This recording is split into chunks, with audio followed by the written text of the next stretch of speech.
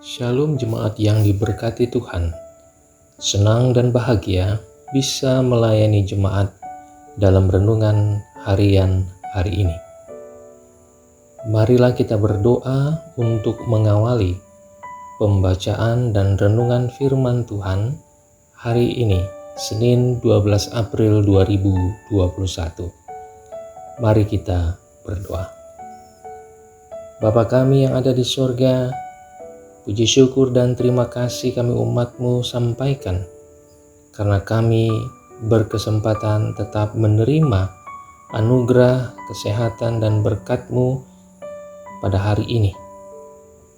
Kami akan berkarya, bekerja, beraktivitas, mengawali semua kegiatan kami. Kami rindu akan mendengarkan sapaan firman Tuhan, supaya kami memiliki dasar yang teguh dalam membentuk kesiapan diri kami untuk berkarya menurut firman-Mu. Berilah hikmat bagi kami dan berikanlah kami kemampuan untuk fokus pada firman Tuhan. Berilah kami pengertian yang benar, supaya dengan demikian kami hidup menurut firman-Mu. Dalam urapan Roh Kudus, Tuhan terangi kami dan lingkupi kami. Dalam nama Tuhan Yesus kami berdoa. Amin. Nas firman Tuhan hari ini bersumber dari 1 Yohanes pasal 2 ayat yang ketiga sampai yang ke-11. Tetapi saya cukup membaca pada ayat penekanannya pada ayat yang ke-10. Demikian firman Tuhan berbunyi, barang siapa mengasihi saudaranya, ia tetap berada di dalam terang, dan di dalam dia tidak ada penyesatan. Demikian firman-Nya, yang berbahagia adalah mereka yang mendengarkan firman Allah dan yang melakukannya. Amin. Saya memberi judul untuk renungan hari ini, hidup dalam terang. Saudara yang diberkati Tuhan, jika Anda berada dalam ruangan yang semula terang, tapi tiba-tiba penerang itu padam, sementara persiapan penerang tidak ada, ditambah lagi Anda sendiri ada dalam ruangan tersebut, maka perasaan apakah yang Anda alami? Ya, pasti ada rasa takut, bahkan sangat takut. Apalagi suasana itu terjadi ketika Anda masih berusia anak-anak. Tentunya rasa takut itu lebih hebat daripada sekarang. Ternyata suasana gelap umumnya tidak disukai orang.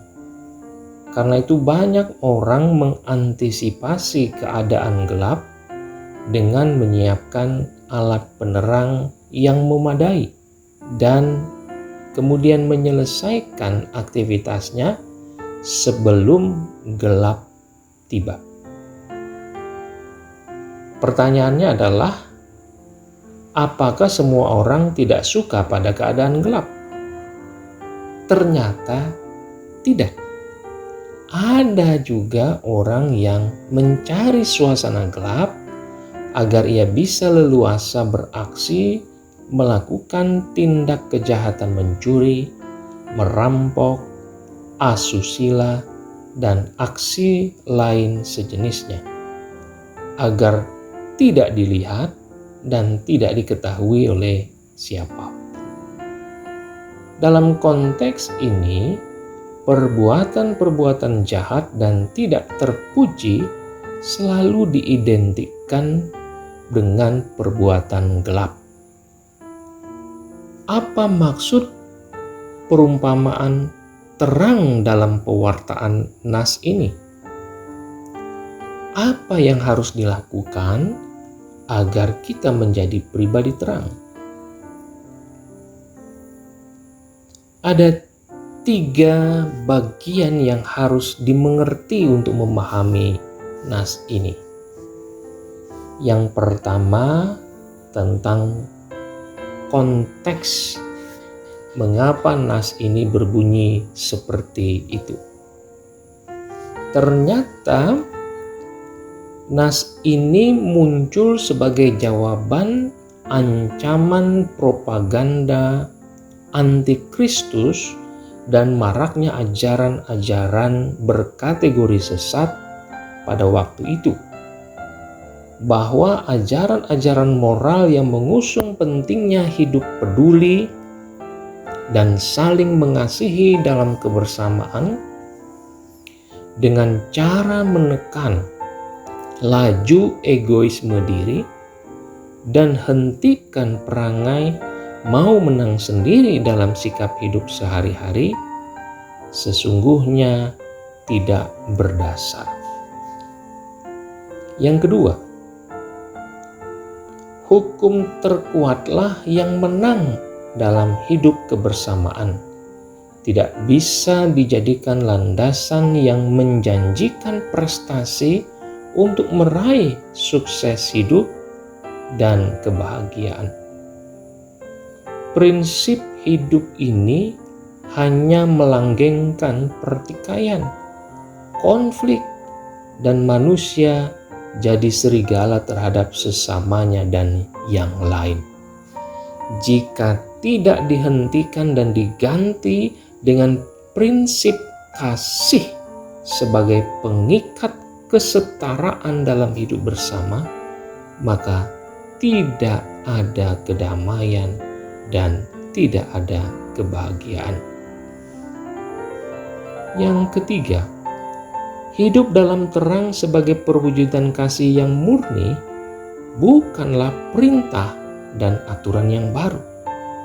Karena Kristus sebagai panutan dan teladan tentang terang sudah mengajarkannya, dan itu dilanjutkan oleh para pengikut Kristus.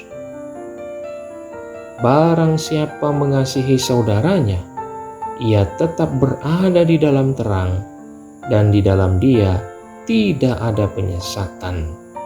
Ayatnya yang ke-10. Dalam terang, segala sesuatu menjadi jelas terlihat. Terang menghilangkan ketakutan. Terang itu memberi harapan baru. Kita jadi teringat dengan kumpulan surat Raden Ajeng Kartini yang dibukukan oleh Aben Danon berjudul Habis Gelap, Terbitlah Terang. Dari firman Tuhan ini ada beberapa pencerahan yang boleh menerangi diri dan hidup kita. Yang pertama, jadilah terang. Artinya hanya teranglah satu-satunya yang bisa mengusir kegelapan. Tanpa terang, kegelapan akan merajalela. Saudaraku, terang itu tak harus selalu besar. Kita tidak perlu menjadi hebat untuk menjadi terang. Layaknya sebatang lilin pun sudah cukup untuk menerangi kegelapan.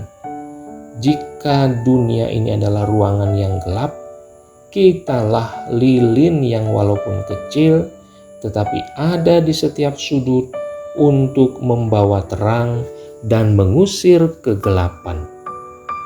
Itulah terang. Itulah kualitas hidup yang harus kita bangun bersama dalam menerangi dunia ini.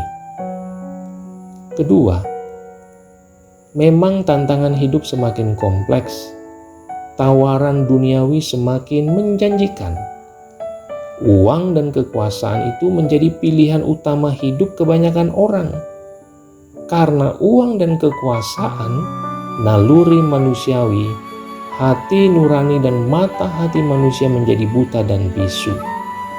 Beranikah kita konsisten sebagai terang yang menerangi dengan menolak kompromi pada kejahatan untuk uang dan kekuasaan. Filosofi terang itu berarti kerelaan hati untuk berkorban agar menjadi berguna, bermanfaat bagi yang diterangi. Yang ketiga, bagaimana proses diri menjadi terang? Hidup dalam perbuatan baik, benar dan adil. Bahwa proses belajar dan berlatih berbuat kasih, hidup dalam perbuatan yang baik, benar dan adil yang berulang-ulang, dan proses pertamanya berlangsung di rumah. Ia diawali dari tali hubungan yang harmonis di antara anggota keluarga. Hubungan yang harmonis itu bermuara pada komunikasi yang baik, dan ini berguna sebagai penciptaan suasana yang kondusif untuk melatih kepekaan nurani bersama. Selanjutnya, dari rumah yang diisi dengan hidup dalam kasih, suasana yang harmonis tadi dibawa ke dalam cakupan yang lebih luas di masyarakat. Ia hadir pula di sekolah, di gereja, di kantor, di mana saja kita berada. Karena pembiasaan hidup dalam kasih sudah menyatu raga dalam diri. Hidup dalam kasih itu sama dengan menjadi terang dalam hidup bersama kita. Selamat menjadi terang. Tuhan Yesus memberkati kita. Amin.